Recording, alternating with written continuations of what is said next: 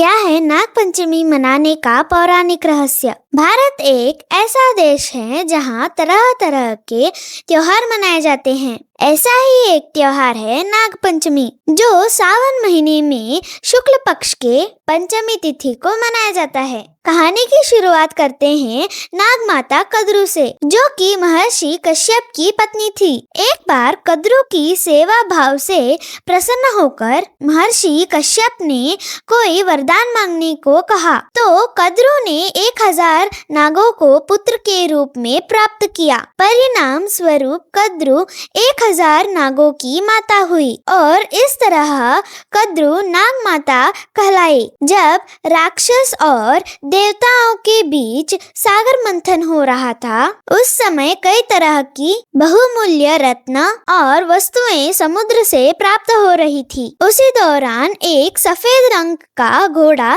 सागर से निकला। उसे देखकर नाग माता कद्रू ने अपनी सौत विनता से कहा, देखो ये घोड़ा कितना सुंदर है। इसका रंग तो बिल्कुल सफेद है, लेकिन इसके बाल बहुत काले हैं। जवाब में विनता ने उत्तर दिया कि ये घोड़ा इतना भी सुंदर नहीं है जितना तुम समझ रही हो, और ना ही इसके बाल काले हैं। विनता के इस उत्तर को सुनकर कद्रू ने शर्त रखी और कहा कि अगर मैंने तुम्हें इस घोड़े के बालों को काला दिखा दिया तो तुम्हें मेरी दासी बनना स्वीकार करना पड़ेगा। अगर मैं इस घोड़े के बालों को काला नहीं दिखा पाई तो तुम्हारी दासी बन जाऊंगी। विनता ने कद्रू की शर्त को मान लिया। कद्रू ने अपने नागपुत्रों को बुलाया और अपनी शर्त के बारे में सारी बातें विस्तार से बताई और कहा, हे पुत्रों, तुम सब अपना रूप इतना छोटा करो और इस घोड़े के बालों में लिपट जाओ ताकि ये बाल एकदम काले दिखने लगे, और ये शर्त में जीत जाऊंगी और मेरी सौतन मेरी दासी बन जाएगी। नाग माता कद्रू की इस बात को सुनकर पुत्रों ने कहा,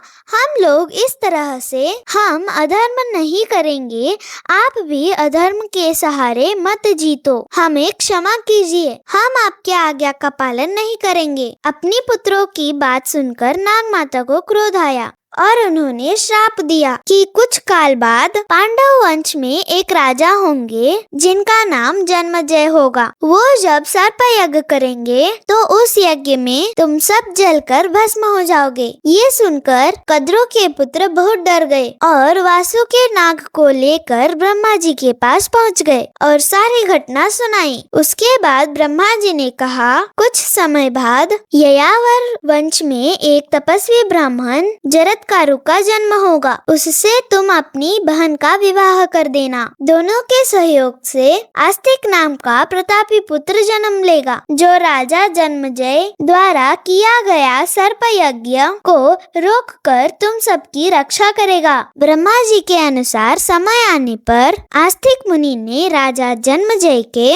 सर्प यज्ञ को रोककर नागों की रक्षा की। जिस दिन आस्तिक मुनि ने नागों की रक्षा की, वो दिन पंचमी का था और ब्रह्मा जी ने जो वरदान नागों को दिया था वो दिन भी पंचमी का ही था। इस वजह से पंचमी का दिन नागों को पसंद है। इस दिन नागलोक में उत्सव मनाया जाता है और हम भी नाग पंचमी हर साल मनाते हैं। और ऐसे ही और इन्फॉर्मेशन के लिए सब्सक्राइब तो ना क्रिएट्स।